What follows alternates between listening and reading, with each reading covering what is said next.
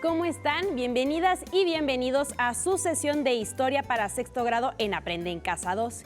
Y hoy le vamos a dar la bienvenida a la maestra Verónica Hernández. Hola María, ¿cómo estás? Muy bien, muy emocionada ya de comenzar. ¿Saben de qué vengo vestida el día de hoy? ¿De una persona de China? Así es, pero bueno, eso lo sabes porque tienes una idea en tu cabeza de cómo debe lucir una persona de China. Sin embargo, no podremos reducir la cultura china a un solo traje. Para ampliar nuestra visión, debemos revisar su historia y las regiones que lo conforman, incluso la vestimenta de cada clase social. Entonces la historia no solo me sirve para acumular datos. Para nada. La historia te sirve para entender una cultura, un pueblo, un país, una civilización y te ayuda a romper con ideas viejas que lo que hacen es reducir toda la cultura e historia de un país y encajonarlo en un solo molde. Es como lo que nos pasa aquí en México. La gente cree que solo vestimos zarapes y sombreros cuando en realidad gozamos de una diversidad cultural impresionante. Exacto. Pero bueno, comencemos con este viaje por el surgimiento de la civilización china. Perfecto. Sé que han estado viendo algunas civilizaciones antiguas desde hace varias clases. Sí, ya vimos Mesopotamia y Egipto. Dos civilizaciones que también se establecieron cerca de ríos. Ay, permíteme tomar un poco de agua. Ok. Ustedes también hidrátense. Es que el agua es vital para nuestro cuerpo, pero no solo para nuestro cuerpo, también para el crecimiento de alimentos, el desarrollo de civilizaciones y la comunicación entre ciudades. Claro, porque recuerdo de las sesiones anteriores que el agua permitió que los humanos descubrieran la agricultura. Así es, descubrimos cómo China es otra civilización que se asentó cerca de varios ríos y que se convirtió en una de las cunas de las grandes civilizaciones. Claro, junto a Mesopotamia, Egipto e India. Exacto. Ubicada en un extenso territorio de 9.600.000 kilómetros cuadrados, China tiene una gran diversidad geográfica. Desarrolló una cultura milenaria de una trascendencia sin igual respecto de otras civilizaciones del mundo. Y todo gracias a los ríos y su importancia para el cultivo de diferentes semillas. Así es.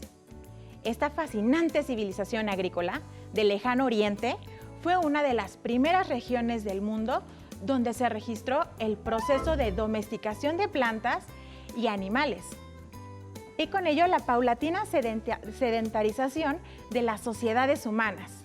Claro, vimos que esa domesticación fue la clave para que nuestros antepasados nómadas pudieran asentarse y establecer civilizaciones que pudieran desarrollarse.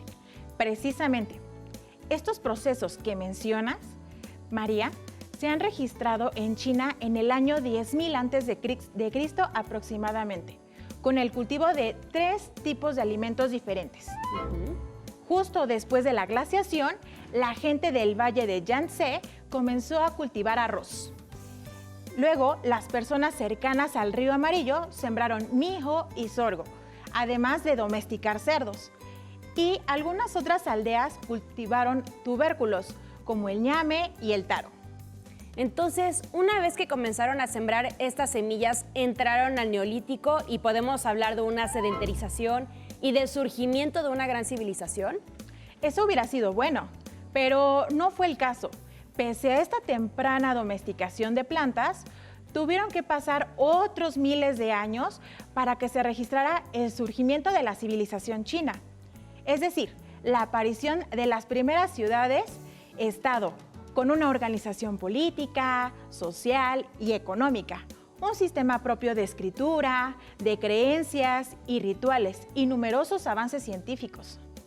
¿Quiere decir que fue un largo proceso en el que surgió la civilización y conforme crecía se fue haciendo más y más completa?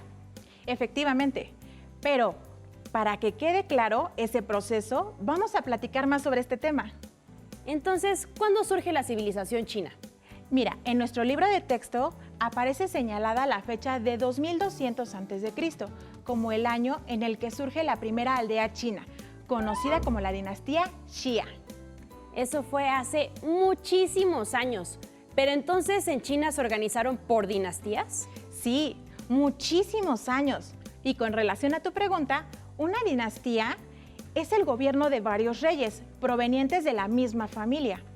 Antes de surgir la agricultura, se organizaban en clanes, que practicaban la caza y la recolección. Una vez que la agricultura surgió y empezó a sobrar el alimento, se vieron en la necesidad de organizarse, pues aparece la propiedad. ¿La propiedad? ¿Cómo la propiedad? Pues mira, la propiedad se necesitan terrenos para sembrar las semillas y como había quienes se dedicaban a sembrar y cosechar, tenían que defender su trabajo y las tierras que sembraban de otros clanes que quisieran robar su alimento. Así que necesitaban de alguien que se convirtiera en su líder y organizara a todas las personas de la aldea y así surgieron las dinastías. Ah, entonces el líder le va heredando su puesto de rey a sus hijos o a su familia. Exacto. Es así como la primera dinastía, la dinastía Xia, surge en los siglos XXI al XVI a.C. y con ello arrancó la Edad de Bronce en China. En esta dinastía gobernaron 17 reyes en un tiempo aproximado de 472 años. El primero de ellos es el rey Huangdi o rey amarillo. Después de él gobernaron otros cuantos, pero cuando le tocó gobernar al rey Yao, cuenta la historia que le tocó enfrentarse al problema de que el río amarillo se desbordara y destrozara los cultivos. Así que el encargado del líder del clan Xia, se le encargó al clan que hiciera una construcción para evitar el paso del agua, pero fracasó y entonces Yao lo mató. Luego, la labor fue encargada a Yu, hijo del líder del clan Xia, y él sí lo logró, construyendo varios canales. Y así Yu, el grande, se convirtió en el rey y da inicio a la primera dinastía china. ¿Y luego qué pasó? Pues mira, la dinastía china logró que en su capital, Erlitou, se construyeran talleres de bronce, palacios y templos. Y así pasó el tiempo hasta que le tocó gobernar a Jie. Y por corrupto y mal gobernante, lo mataron. No, ¿quién lo mató? Pues alguien llamado Tang. De hecho, fue quien da inicio a la nueva dinastía, la dinastía Shang, que dominó gran parte de la cuenca del río Amarillo y varias provincias de China. Claro, siempre hay un río cerca de las grandes civilizaciones antiguas. Así es. Y durante esta dinastía Shang, la civilización china alcanzó un desarrollo indiscutible, que revisaremos de manera rápida en 8 puntos. Muy bien. El primer punto es la agricultura, con el cultivo de mijo, el sorgo, el arroz y el trigo. Fabricaron armas de bronce, carretas y vasijas. Se organizaron en estado o gobierno, donde el rey era el líder y el político religioso y militar. Era el encargado de gobernar y nombrar a los funcionarios que le ayudarían. Y formaron también ejércitos militares con una rígida disciplina. María, ¿me ayudas con los otros 4? Por supuesto. Abajo vemos que dividieron su sociedad en clases sociales, integradas por nobles, funcionarios, guerreros que pertenecían a la clase alta, comerciantes, artesanos, agricultores de clase baja y que estaban sujetos a trabajos obligatorios y al pago de impuestos, y los esclavos, formados por prisioneros de guerra. Después tenemos que inventaron un sistema de escritura ideográfica de 5,000 signos y muy parecidos a los caracteres de la escritura china actual. Después tenemos que desarrollaron un sistema de creencias, formas de ver y pensar la vida, daban culto a los antepasados y a los elementos y a las fuerzas de la naturaleza, como el sol, la luna, los ríos, las montañas, el viento, etc. Y su dios supremo era Shangdi, el de arriba. Y por último, desarrollaron conocimientos astronómicos que dieron paso a la elaboración de un calendario lunar, según el cual el año estaba dividido en 12 meses de 29 días cada uno, con 7 meses intercalados cada 19 años, y la semana era de 10 días. Este periodo fue de muchísimos avances para la cultura china. Así es. María, completo todos los ingredientes que necesita una civilización para ser considerada Estado, desarrollo agrícola, ciudades, ejércitos, avances tecnológicos, sistema de escritura, religión, conocimientos astronómicos, calendario y clases sociales, ya se puede considerar una civilización. Claro, pero ¿y todavía hay más periodos o dinastías? Claro, después algunos rebeldes le dieron batalla a la dinastía Shang.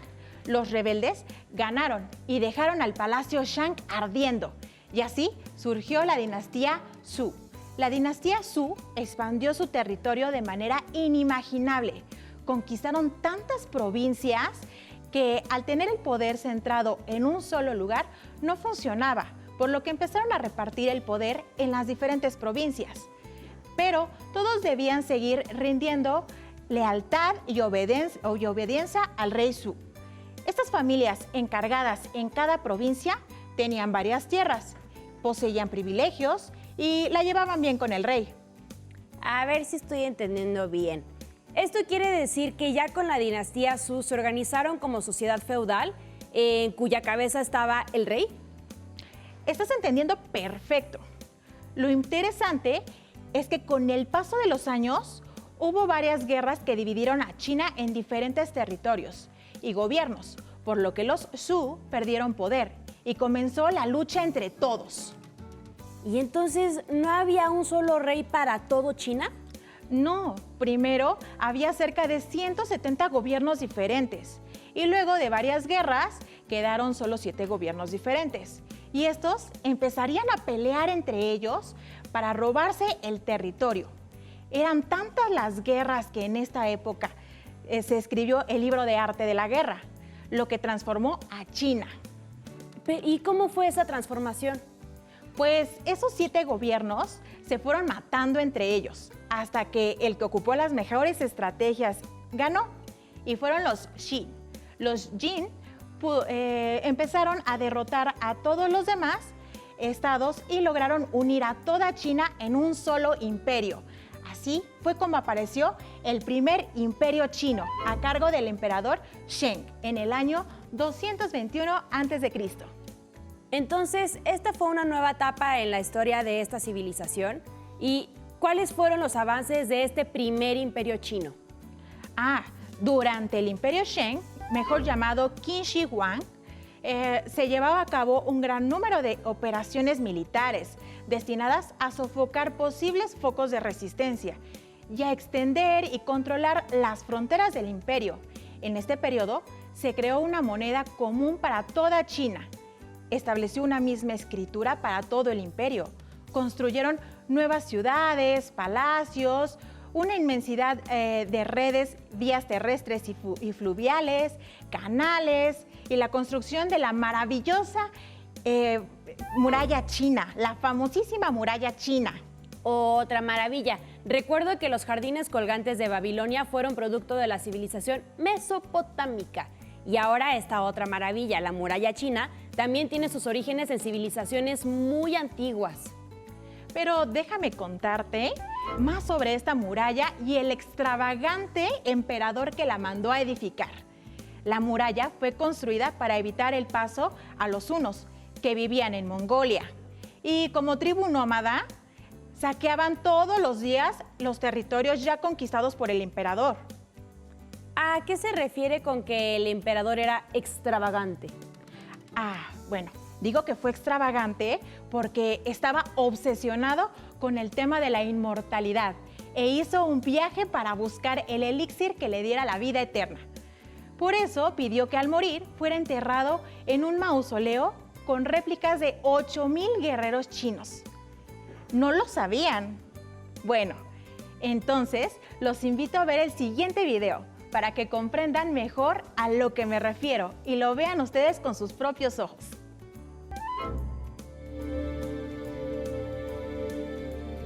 La Gran Muralla China guarda la memoria histórica de este gigante asiático desde el siglo VII a.C.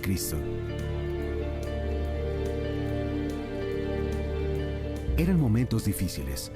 Los principados feudales eran asediados por las aguerridas tribus nómadas del norte, como los hunos, que destruían todo lo que encontraban a su paso en busca de alimento y zonas para habitar.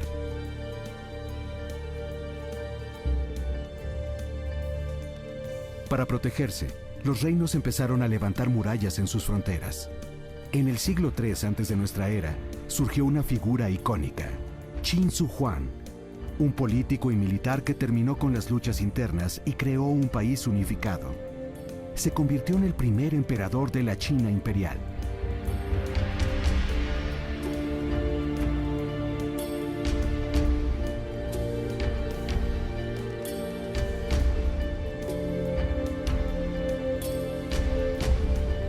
Durante la dinastía Qin, ordenó unir las murallas que se encontraban aisladas en el norte y las convirtió en lo que hoy conocemos como la Gran Muralla China.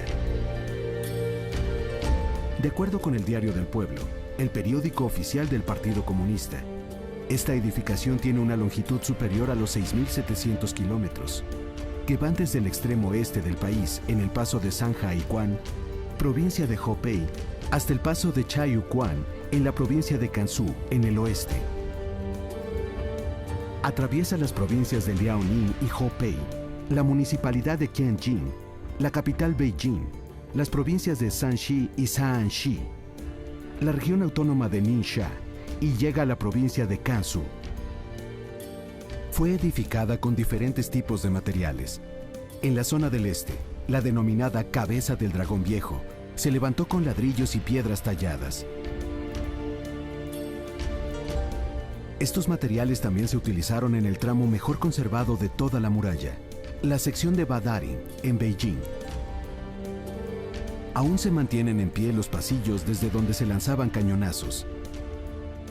Las almenas, que guarecían más de 1 millón de soldados cuando combatían al enemigo. Y las atalayas, ubicadas con una proximidad clave para lanzar flechas a intrusos y cubrir todos los espacios disponibles en el horizonte. Varios tramos del oeste de esta fortificación se crearon con arcilla, granito o tierra comprimida. De estos, solo se conservan los cimientos y algunos restos de la obra.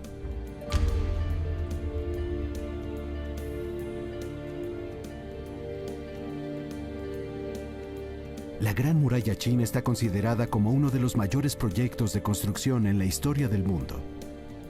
En 1987 fue designada Patrimonio de la Humanidad por la Organización de las Naciones Unidas para la Educación, la Ciencia y la Cultura, la UNESCO, y es una de las nuevas 7 maravillas del mundo moderno.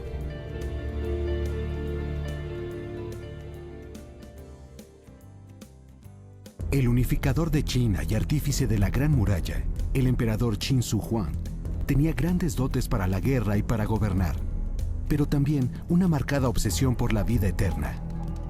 Le daba la misma importancia al paso de los seres humanos en la vida que en la muerte. Por eso diseñó, con esmero, su propia tumba, el mayor mausoleo en la historia de China.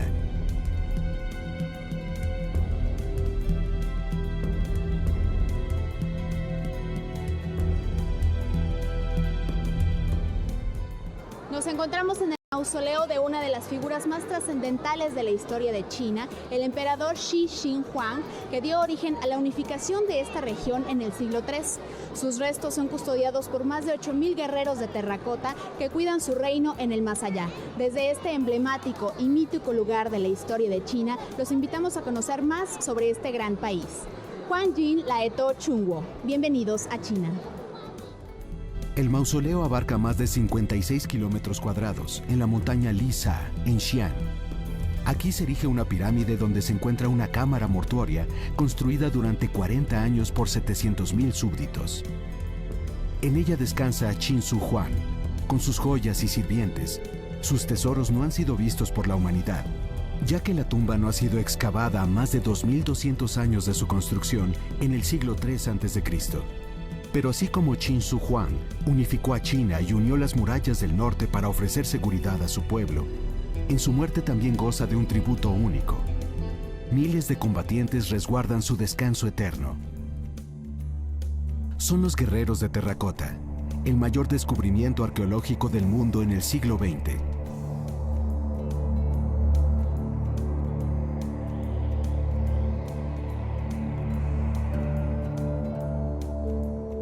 当时我们打井，9个人打井，4个人在井下，打到70年3月29号下午4点，这个就打出了铁用的碎片，铁兵马俑的碎片。Jian Chi-do cuenta que al excavar, sus palas chocaron con objetos que despertaron su curiosidad. Lo que observaron los dejó asombrados. Figuras con forma humana en tamaño natural, con armaduras y empuñando sus lanzas. 我当时看不出，我以为是个古墓或者啥东西，没料想到这么大的规模。 Los guerreros habían estado durante más de 2000 años en el inframundo, y en ese momento resurgieron de la tierra, como el ave fénix renació de entre las cenizas. 对我生活肯定是有影响，影响很大。不管从经济上或者是我个人荣誉上，都有很大的改变。 Son cerca de 8000 figuras de guerreros, caballos de combate y armas de bronce, ubicados a 1,5 kilómetros de la tumba de Qin Shi Huang. Debido a su alineación, pareciera como si se dirigieran hacia donde descansan los restos de su emperador, visionario de su tiempo, que reveló importantes técnicas militares. 这是我们第一次发现这样一个立体的这样的军事编列的这样一个实物，所以有人说这是一本立体的兵书，排列的一些原则。比如说我们看前面这3排，当年应该是拿着弓啊、弩啊这样一支前锋的部队，首先打击敌人的，跟的是主力部队，主要是步兵和车兵这样相间排列这样的大的阵型。 敌人从其他方向来偷袭，你看，在南边和北边各有一排是面外站的。敌人从其他方向来偷袭，这些人会发现并组织反攻的。在最西边还没出土的地方，还有一排是面西的，是后卫部队。 Tienen una altura de hasta 1,80 metros y pesan entre 100 y 300 kilos. Una por una, cada figura fue moldeada y horneada por partes a diferentes temperaturas, de hasta 1000 grados centígrados. La delicadeza con la que fueron creados se refleja en sus rostros, todos diversos, de varias edades y etnias. 一般我们看年轻的孩子呢，都看起来比较年轻稚嫩。你看像这个非常天真的样子。不论你的出身高低，当然奖励军功的原则就规定，能够勇敢杀敌就会得到爵位，得到土地。所以对年轻人来说，这可能是一个实现梦想的机会。所以他们呢，看起来都是很自信、很勇敢的样子。 Qué video tan impresionante. ¿Qué te pareció la muralla y el mausoleo construidos por el primer emperador de China? Extraordinarios, ¿no crees? Increíbles. Y me llamó mucho la atención que se descubrió de manera accidental. Supongo que ahí termina esta historia. Para nada. Muere el emperador Qin Shi Huang en el año 210 a.C., pero su imperio siguió con una nueva dinastía, la dinastía Han. Aunque no todo es miel sobre hojuelas. Al morir el emperador, pues se empezaron a pelear por el poder, ya sabes, lo de siempre. Además de que los campesinos estaban muy enojados porque los campos se habían descuidado por las obras extravagantes del difunto emperador. Y entonces surgió Liu Bang, un campesino que se autoproclamó señor feudal, que al ganar algunas guerras comenzó a gobernar la China imperial desde el 206 a.C. al 220 después de Cristo, iniciando el periodo de la dinastía Han. En el transcurso de la dinastía Han, inició la expansión de China hacia Asia Central, lo que permitió ampliar las rutas de la seda china hasta lograr que éstas llegaran al Imperio Romano. Pero bueno, todavía hay muchísimo por aprender, por lo que te invitamos a que revises fuentes de información confiable y revises tu libro de texto en la página 40, donde podrás encontrar información sobre los avances de la civilización china, como lo fue el arado de hierro, la carretilla, las máquinas sembradoras, la brújula, el papel, la pólvora y bueno, infinidad de aportes impresionantes para la humanidad. Maestra Vero, muchas gracias por esta sesión. A ti. Hemos terminado con Civilizaciones Agrícolas de Oriente, China, y espero lo hayan disfrutado tanto como Vero y yo. Hasta la próxima.